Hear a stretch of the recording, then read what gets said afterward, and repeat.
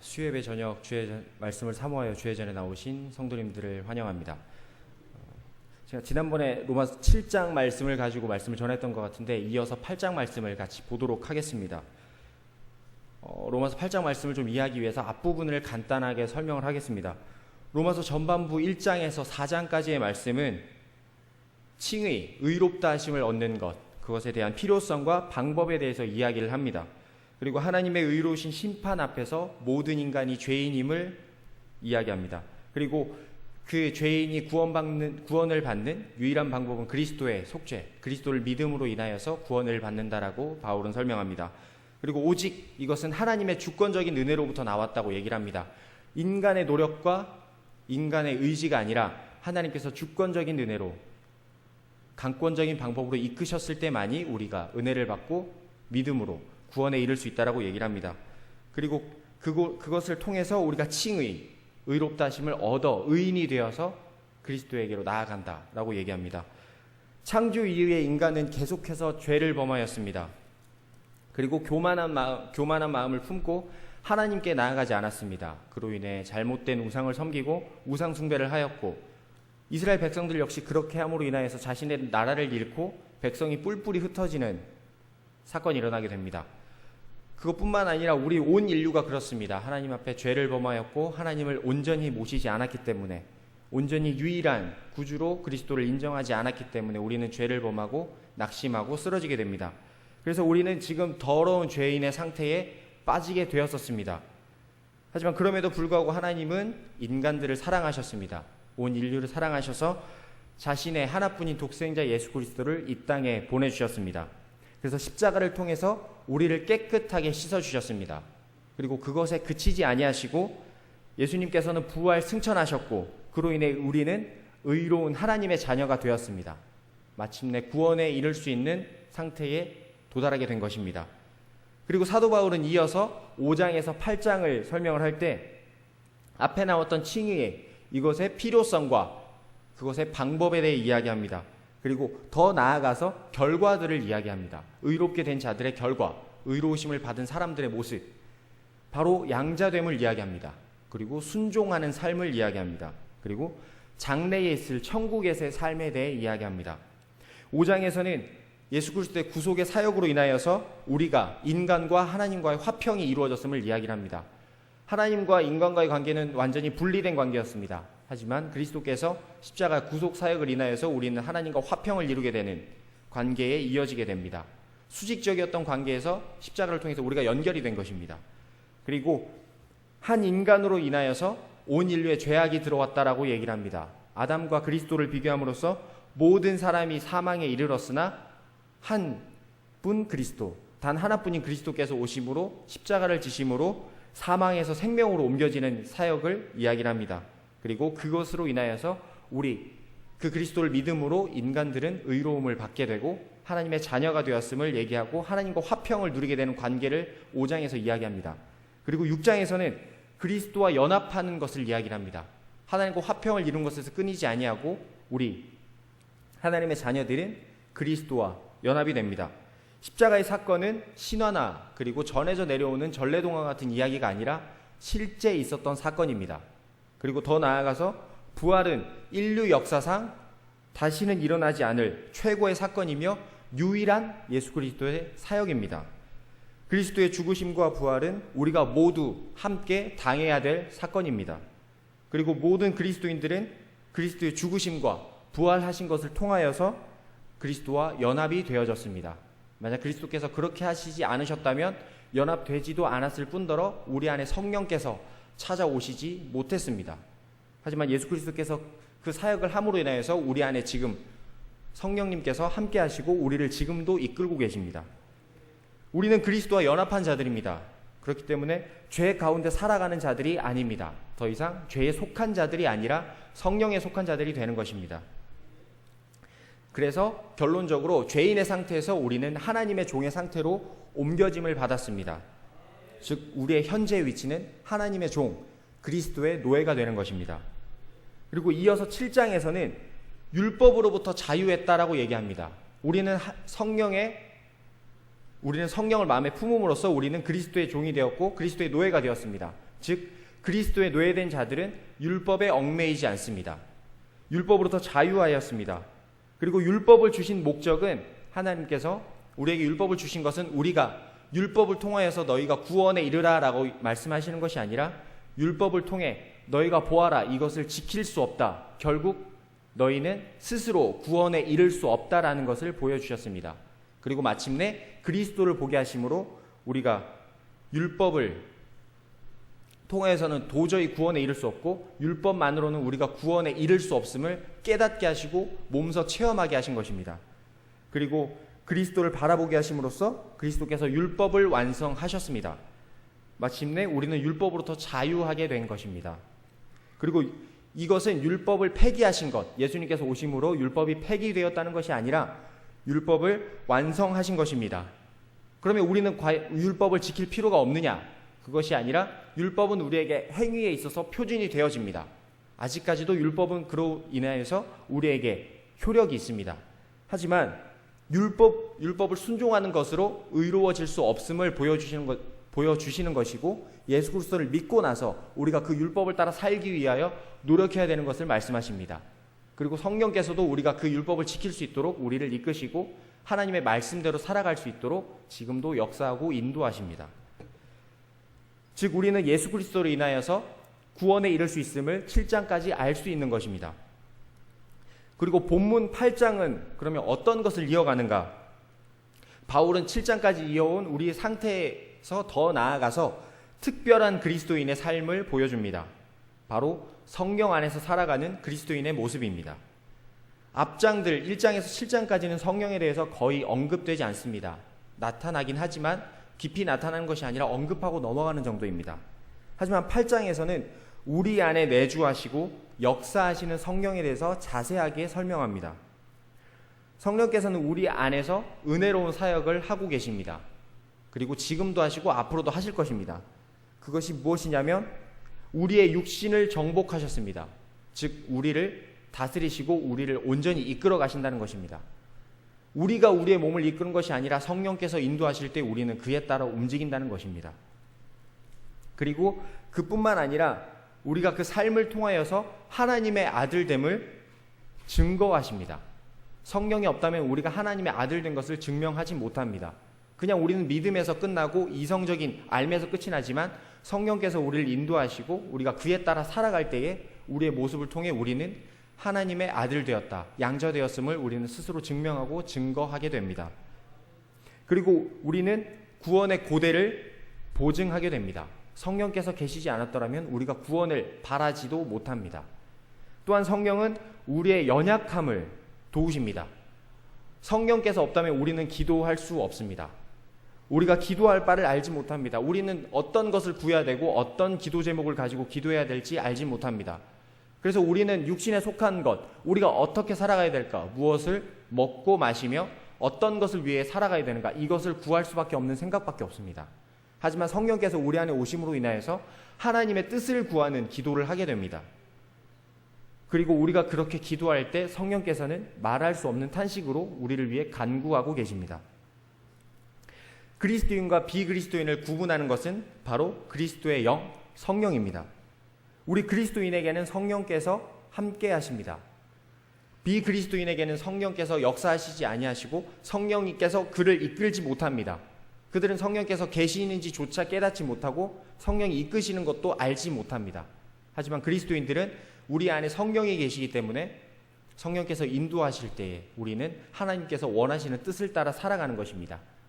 바로 성령이 그리스도인과 비그리스도인의 구분이 되는 것입니다.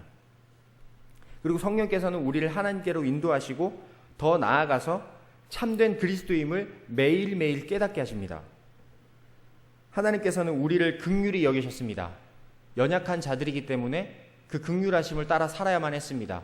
우리는 하나님을 바라볼 수 없었지만 하나님께서 우리를 긍휼히 여기셨기 때문에 성령을 우리에게 보내주셨습니다. 하나님께서는 지금도 우리를 하나님의 자녀 삼으시고 앞으로도 그러길 원하십니다. 그리고 우리를 위해 큰 계획을 해가고 계시고 앞으로도 행하실 것입니다.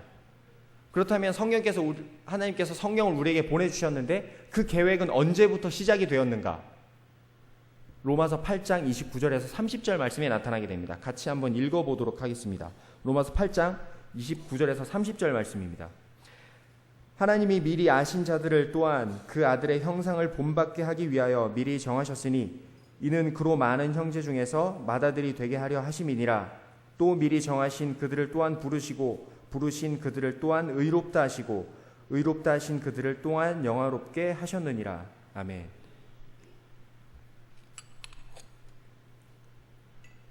하나님은 세상이 창조되기 전부터 우리를 미리 그리고 먼저 아셨습니다. 그리고 우리를 미리 정하셨습니다. 예정하셨습니다. 그리고 우리를 부르셨습니다. 그리고 우리를 의롭다고 하시고 우리를 그의 자녀 삼아 주셨습니다. 그리고 이 땅을 살아가면서 성화의 과정을 통해 마침내 우리를 영화롭게 하십니다. 이것은 저의 생각이 아니라 바로 하나님의 말씀입니다. 즉 하나님의 계획은 우리가 하나님을 알기도 전에, 우리가 이 땅에 나타나기 전에, 창세전에 태초에 이미 계획되어 있었다는 것입니다. 지금 우리가 이 자리에 앉아 있는 것, 이 또한 하나님의 계획이셨고 예전부터 예정되어 있던 것입니다. 이런 하나님의 계획을 깨달은 것입니다. 그래서 바울은 자신의 하나님을 통해서 알게 된 이것들을 전하기 위해 로마서를 쓰게 된 것입니다. 그리고 로마서를 통해서 그리스도인들에게 알고 앞으로도 더 증거되기를 원하는 마음에 쓴 것입니다. 그래서 바울은 이 본문을 통해서 5가지 질문을 우리에게 말합니다. 그리고 이 질문을 통해서 자신이 깨달은 진리를 이야기를 하게 됩니다. 그것이 바로 오늘 8장에 나타나는 31절에서 39절에 이르는 본문입니다. 바울은 여기서 5가지 질문을 통해 자신이 깨달은 진리를 정확하게 확증하고 증명합니다. 첫 번째 질문입니다. 31절에 나타나는 질문인데요. 만일 하나님이 우리를 위하시면 누가 우리를 대적하리요? 우리를 대적하는 것은 무엇입니까? 바로 그리스도에 속하지 않은 세상입니다. 그리고 또한 우리 안에 거하고 있는 죄입니다. 제가 지난번 말씀을 통해서 7장 말씀을 통해서 우리 안에는 성령의 법과 죄가 싸우고 있다라고 얘기를 했습니다. 그처럼 지금도 죄는 우리를 노리고 있습니다. 죄는 그리스도의 보혈로 말미암아서 패했습니다. 분명히 패하고 졌습니다. 하지만 그 죄는 아직까지도 우리를 노리고 있습니다. 우리는 그 죄로부터 자유롭지 못합니다. 그 죄는 우리를 대적하고 계속해서 넘어뜨리랍니다. 지금 이 순간에도 그럴 것이고 앞으로도 계속해서 우리를 넘어뜨리려고 할 것입니다. 만일 하나님이 우리를 위하신다면,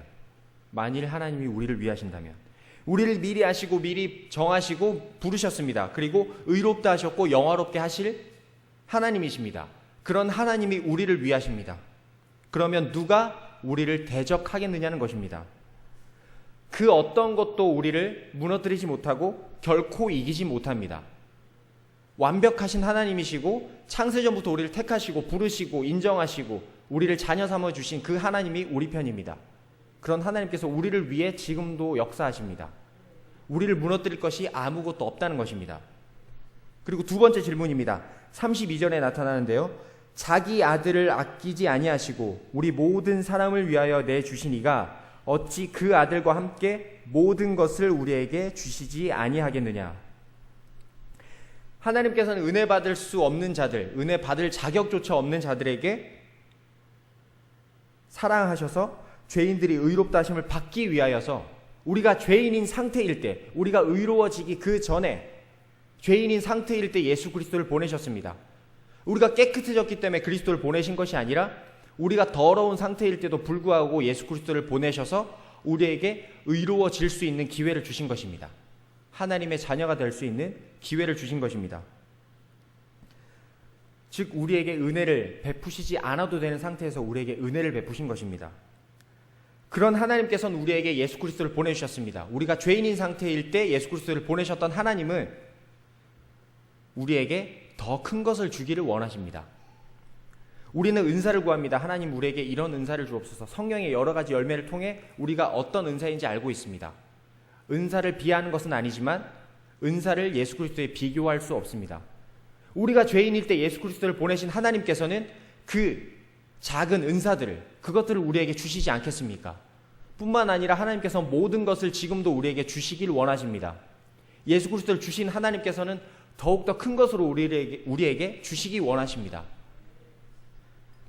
예수 그리스도는 우리에게 모든 것을 주시겠다는 하나님의 보증 그리고 약속이 되는 것입니다. 예수 그리스도는 하나님의 계획 안에 있었으면서 더 나아가 우리에게 모든 것을 주시고자 하는 하나님의 의지를 알 수 있는 것입니다. 세 번째, 33절에 나타나는 질문입니다. 누가 능히 하나님께서 택하신 자들을 고발하리요? 우리의 유일한 심판자 되시는 분, 그리고 이 세상 모든 것을 심판하시는 분은 유일한 하나님이십니다. 세상을 창조하신 하나님만이 세상을 다스리시고 재판할 수 있는 권리를 가지시고 능력을 가지셨습니다. 절대자 되시는 하나님은 우리를 용서하시길 원하셨습니다. 구약시대에 나타나는 말씀을 통해서도 알 수 있듯이 하나님께서는 언제나 우리를 용서하시길 원하셨고 그때마다 선지자들을 보내시고 우리가 깨닫고 돌아서기를 원하셨습니다. 마침내 하나님께서는 화목제물로 예수 그리스도를 우리에게 보내주셨습니다. 예수님께서는 우리에게 변호자가 되시는 것입니다. 재판자 되시는 하나님께서 예수님을 통해 우리를 의롭다라고 칭하셨습니다. 우리를 재판하고자 하시고 우리를 재판할 수밖에 없는 유일한 분, 하나님께서 우리를 이미 의롭다라고 얘기하셨습니다. 즉 재판장이 우리를 의롭다고 했으면 우린 더 이상 죄인이 아닌 것이며 우리는 의로운 자들입니다. 재판 앞에 섰을 때 우리는 당당하게 하나님의 자녀입니다라고 얘기할 수 있는 것입니다. 그것을 예수님께서 변호하신다는 것입니다. 즉 우리를 의롭다 하신 하나님께서 우리 편인 것입니다. 즉 이 세상 누구도 그 어떤 것도 우리를 고발할 수 없다는 것입니다. 그런 하나님께서는 지금도 우리와 함께 하십니다.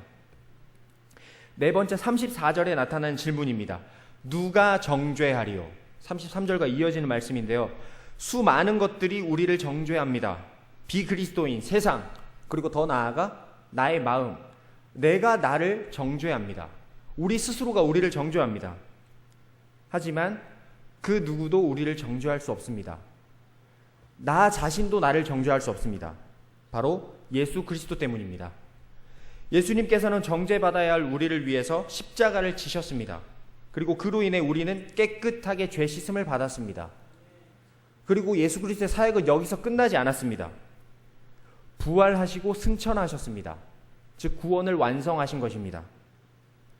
부활하신 예수님은 거기서 끝나지 않고 승천하시고 우리를 내버려 두시지 않으셨습니다. 믿는 자들마다 그냥 구원을 받을 것이다. 믿지 않는 자들에게 더 이상 구원이 없다. 나를 믿었던 자들만 구원에 이를 것이다. 이것이 아니라 지금도 하나님 보좌 우편에서 우리를 위해 간구하고 계십니다. 간구하실 필요조차 없는 분이 우리를 위해 간구하시는 것입니다. 그런 예수님께서 우리를 붙잡으시고 우리를 구원하셨습니다. 그 누구도 우리를 정죄할 수 없음을 다시 한번 우리는 알 수 있습니다. 우리는 연약하고 부족하고 허물 많은 자들이지만 예수 그리스도로 인하여서 우리는 정죄받을 수도 없습니다. 마지막 다섯 번째 35절에 나타나는 질문입니다. 누가 우리를 그리스도의 사랑에서 끊으리요? 인간의 몸으로 살아가는 우리에게는 많은 유혹과 어려움이 있습니다. 여기 수요예배 오신 우리 성도님들은 그 많은 유혹과 어려움을 이기시고 이 자리에 오신 줄 압니다. 우리에게는 많은 유혹이 있는데 환난, 곤고, 박해, 기근, 경제적인 어려움, 위험, 죽음의 위협 등 끊임없는 어려움이 있습니다. 그리고 지금도 우리를 괴롭게 하며 앞으로도 죽을 때까지 우리를 괴롭힐 것입니다. 하지만 그 어떤 유혹과 어려움도 그리스도의 사랑, 하나님의 사랑으로부터 우리를 끊을 수 없음을 얘기합니다. 37절에서 우리가 넉넉히 이기느니라 라고 말합니다. 예수 그리스도로 말미암아 우리는 유혹과 그 어려움, 이겨낼 수 없는 것 같은 어려움과 유혹을 쉽게 이겨낼 수 있다는 것입니다. 누구 때문입니까? 바로 예수 그리스도로 말미암았기 때문입니다. 이 다섯 가지 질문을 통해 보면 아마 깨달으셨을 겁니다. 바울이 제시한 이 다섯 가지 질문은 바울이 누군가에게 명확한 답을 달라고 이 질문들을 가지고 어떻게 살아가야 되는지 가르쳐 달라고 질문하는 것이 아니라 바울은 이 다섯 가지 질문을 통해서 누구도 이 진리에 대해서 부정할 수 없고 이 질문을 깨뜨릴 수도 없고 앞에 나온 로마서 1장에서부터 자신이 얘기한 이 모든 것이 완벽한 진리인 것임을 확언하는 것입니다. 질문이 아니라 이것을 증명하는 것입니다. 더욱 감사한 것은 이 앞에 질문에도 불구하고 하나님의 완벽한 계획이 영원히 끊어지지 않을 것이라고 바울은 얘기하는 것입니다. 우리가 잘 아는 본문의 38절 39절 말씀 같이 한번 읽어보도록 하겠습니다. 내가 확신하노니 사망이나 생명이나 천사들이나 권세자들이나 현재 일이나 장래 일이나 능력이나 높음이나 깊음이나 다른 어떤 피조물이라도 우리를 우리 주 그리스도 예수 안에 있는 하나님의 사랑에서 끊을 수 없으리라. 아멘. 그 어떤 것도, 앞에 나온 질문에도 본 것처럼 그 어떤 것도 무엇도 우리를 우리 주 그리스도 예수 안에 있는 하나님의 사랑에서 끊을 수 없다라고 얘기합니다. 이를 통해 우리가 깨달을 수 있는 것은 하나님의 사랑은 계획적인 것입니다. 굉장히 계획적입니다. 우리가 이해할 수조차 없을 정도로 계획적입니다. 그리고 그 계획은 지금도 진행되고 있습니다. 지금도 이루어지고 있으며 그 계획에 차질이 없을 것이라는 것입니다. 그 계획을 방해할 수 있는 것은 아무것도 없다는 것입니다. 그리고 그 사랑은 여기서 그치지 않고 영원 불멸의 완전한 사랑이라는 것입니다. 이처럼 완전한 사랑은 더 이상 없습니다. 오직 하나님이시기 때문에 이런 완전한 사랑으로 우리를 사랑하실 수 있는 것입니다. 우리는 매일매일 순간순간 하나님을 배반하며 살아갑니다. 작은 파도 앞에서 작아지는 것은 당연하며 작은 고난 앞에 쉽게 쓰러집니다. 그리고 우리는 쉽게 믿음을 버릴까 고민조차 하게 됩니다. 하지만 하나님은 그렇지 않으셨습니다. 우리가 흔들리며 방황하며 놓칠 것 같은 상황에서도 하나님은 우리를 놓지 않으셨습니다. 우리의 연약함과 부족함에도 불구하고 지키시며 보호하시고 이 자리로 인도하십니다. 그리고 마침내 우리를 이끄십니다. 이 완전한 사랑은 우리를 다시 살게 하며 우리의 삶의 이유가 되는 것입니다. 우리가 인생길을 살아가는 동안 유혹과 어려움은 계속해서 이어질 것입니다. 그리고 우리를 낙심케 할 것입니다. 예수 그리스도께서 우리에게 그 길을 보이셨지만 그 길을 가지 못하도록 막으실 것입니다. 막고 또 쓰러지게 할 것입니다. 그리고 성령께서 우리를 인도하실 때 우리는 그 길을 알고 나아가길 원하지만 육신의 연약함으로 인하여서 알면서도 불구하고 죄를 범하게 될 것입니다. 하지만 우리는 낙심치 말고 나아가야 할 것입니다. 모든 고통과 역경 속에서 하나님께서 우리를 인도하시고 죽기까지 예수 그리스도께서 순종하신 그 구속 사역을 볼 때 우리는 낙심할 수조차 없습니다. 우리는 나아가야만 합니다. 하나님의 완전한 사랑에 의지하여 달려가야 할 것입니다. 우리 완전한 사랑에 의지해서 달려갑시다. 그리고 넉넉히 이기게 하시는 이 완전한 사랑을 바라봅시다. 그 어떤 것도 그리스도의 보혈로 맺어진 하나님과 우리의 관계를 끊을 수 없습니다. 하나님의 사랑으로부터 우리를 끊을 수 없습니다. 이 완전한 사랑을 기억합시다. 너무나 힘들고 쓰러질 것 같고 도대체 무엇을 해야 될지 모르겠다 싶을 때 그때마다 우리는 완전한 사랑을 기억합시다. 눈 뜨면 완전한 사랑을 기억하고 기쁠 때도 완전한 사랑을 기억하고 숨쉬는 순간마다 이 완전한 사랑을 기억합시다. 그러면 우리의 삶은 단순해집니다. 우리가 무엇을 위해 살아가야 되는지, 우리가 왜 살아가야 되는지 너무나 분명해집니다. 이 한 가지 완전한 사랑을 기억합시다. 남은 한 주간을 살아가면서도 이 완전한 사랑을 특별히 기억했으면 좋겠습니다. 우리가 기억지 못한다 할지라도 이 완전한 사랑은 영원할 것입니다. 우리가 기억하고 실천하는 것, 그것에 달린 것입니다. 이 완전한 사랑을 바라보면서 이 완전한 사랑에 소망을 둡시다. 그리고 이 완전한 사랑을 감사해 봅시다. 실천적으로 우리가 마음으로만 사랑하지 말고 이번 주에는 특별히 남은 한 주간 살아갈 때 이 완전한 사랑을 실천하려고 노력합시다. 그렇게 하면서 하나님의 사랑을 조금이나마 알고 하나님의 마음을 기쁘시게 하시는 저와 우리 성도님들이 되시길 원합니다. 이 완전한 사랑에 소망을 두고 한 주간도 승리하면서 기쁜 마음으로 주일날 만나서 하나님께 찬양하며 예배드리는 우리 성도님들이 되시길 기도합니다. 기도하겠습니다.